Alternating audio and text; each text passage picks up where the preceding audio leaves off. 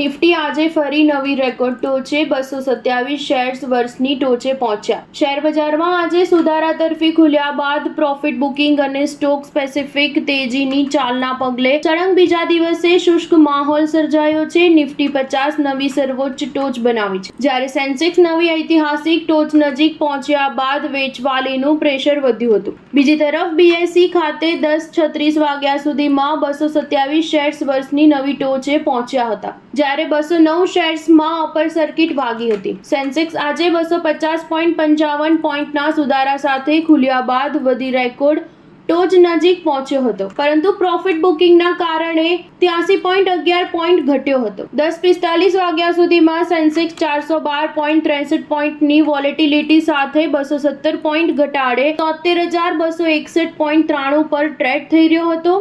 Nifty 50 આજે સુધારા સાથે ખુલ્યા બાદ 23,667.10ની નવી રેકોર્ડ ટોચે પહોંચ્યો હતો. 10:45 વાગે 24.30 પોઈન્ટ ઘટી 23,543.70 પર કારોબાર થઈ રહ્યો હતો. બેંક નિફ્ટી પણ રેકોર્ડ ટોચ નજીક પહોંચ્યા બાદ 0.57% ઘટાડે ટ્રેડ થઈ રહ્યો હતો. Financial, auto, oil and gas, reality સેગમેન્ટમાં પણ વેચવાલીનું પ્રેશર વધતા ઇન્ડેક્સ ઘટાડે ટ્રેડ થઈ રહ્યા હતા. સ્ટોક સ્પેસિફિક તેજીના પગલે આજે બીએસઈ ખાતે 10:45 વાગ્યા સુધીમાં રોકાણકારોની મૂડી ₹1.32 લાખ કરોડ વધી છે. નિફ્ટી 50 ખાતે ભારતી એરટેલ, લાર્સન એન્ડ ટ્રુબો, ઇન્ફોસિસ, હીરો મોટરકોર્પ, હિન્દાલ્કોના શેર્સ 3% સુધી ઉછાળા સાથે ટોપ ગેનર્સમાં છે, જ્યારે Hindustan Unilever, HDFC bank, Nestle, BPCL અને અલ્ટ્રાટેક સિમેન્ટના શેર્સ